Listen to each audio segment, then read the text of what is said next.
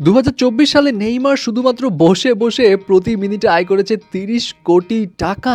ঘটনা যেটা হয়েছে সেটা জানলে আপনি অবাক হবেন। সেই সঙ্গে থাকছে বারবার বোলিং পরীক্ষায় কেন ফেল করছে সাকিব আল হাসান, এর কারণ হিসেবে বিসিবি দিল চাঞ্চল্যকর তথ্য। প্রথমেই আসি নেইমারের কাছে। 2023 সালে সামারে পিএসজি থেকে দল বদল করে সৌদি আরবের ক্লাব আল হিলালে নাম লেখায় নেইমার, যেটা নিয়ে ভক্তরা এক্সাইটেড হলেও সে এক্সাইটমেন্ট হতাশায় পরিণত হয়, কারণ 1.5 বছরে মাত্র 7টি ম্যাচ খেলেছে নেইমার, যার মধ্যে 2024 সালে মাত্র 2টি ম্যাচ খেলেছে এবং এই 2টি ম্যাচে মাত্র 42 মিনিট মাঠে ছিল নেইমার জুনিয়র। বাট ইন্টারেস্টিংলি এই 42 মিনিটের জন্য যেই পরিমাণ টাকা ব্যাংকে ভরেছে নেইমার, সেটা আসলেই অবাক করার মতো। মিডিয়া রিপোর্টস থেকে জানা যায় সারা বছর মাঠের বাইরে থাকলেও চুক্তি অনুযায়ী তাকে ফুল বেতন দিয়েছে আল হিলাল ক্লাব। সো সেই অনুযায়ী 2024 সালে 42 মিনিটের জন্য মোট 10 কোটি 10 লাখ ইউরো মানে প্রায় 1000 কোটি টাকার বেশি বেতন দেওয়া হয়েছে নেইমারকে, যার মানে হচ্ছে প্রতি মিনিটের জন্য নেইমার পেয়েছে প্রায় 24 লাখ ইউরো মানে বাংলাদেশি টাকায় 30 কোটি টাকার উপরে। অ্যান্ড হিসাবটা যদি সেকেন্ডে করি তাহলে প্রতি সেকেন্ডে 50 লাখ টাকারও বেশি পেয়েছে সে। কিন্তু এখন বাজ হচ্ছে নেইমারের সঙ্গে নাকি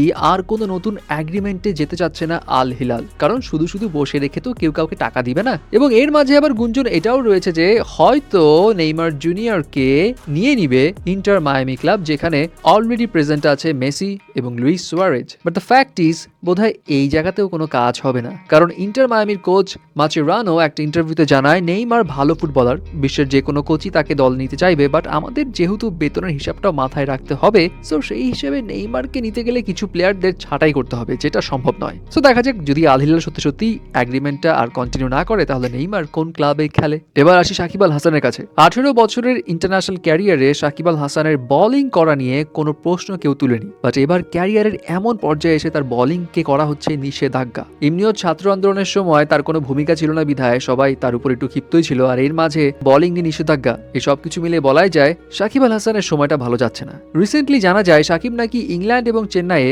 বোলিং পরীক্ষায় অকৃতকার্য হয়েছে মানে ফেইল, অ্যান্ড যেটা পরবর্তীতে বিসিবি থেকেও নিশ্চিত করা হয়েছে। হ্যাঁ, যদিও সে ব্যাটিং করতে পারবে, তবুও এখন প্রশ্ন আসতে পারে এত বছর ইন্টারন্যাশনাল ক্রিকেট খেলার পর শেষ সময় এসে কেন এমন হচ্ছে তার বোলিং নিয়ে। ওয়েল, এই বিষয়ে মিডিয়া রিপোর্টস একটা চাঞ্চল্যকর তথ্য শেয়ার হয়। সেটা কি, 2023 সালে ওয়ানডে ওয়ার্ল্ড কাপে শ্রীলঙ্কার বিপক্ষে ম্যাচে বাম হাতের তর্জনী ভেঙে যাওয়ার পর ম্যাচ শেষ না করেই তখন দেশে ফেরত আসে সাকিব। গত বছর ভারতের ধারাভাষ্যক মুরালি কার্তিকও বলেছিল সাকিবের নাকি আঙুলে অস্ত্রোপচার হয়েছে। যদিও বিসিবি এই বিষয়ে তখন নিশ্চিত করে কিছু বলেনি, তবে আঙুল ফ্র্যাকচার ছিল সেটা সবাই জানে। সো এখন স্পেকুলেশন করা হচ্ছে যেহেতু সাকিবের আঙুলে ফ্র্যাকচারের পর থেকেই বল ঘোরাতে সমস্যা হচ্ছে, টার্ন করাতে গিয়ে হয়তো হাতে বেশি প্রেসার পড়ছে, সো সেই কারণে হয়তো সাকিবের এমন সমস্যা হচ্ছে।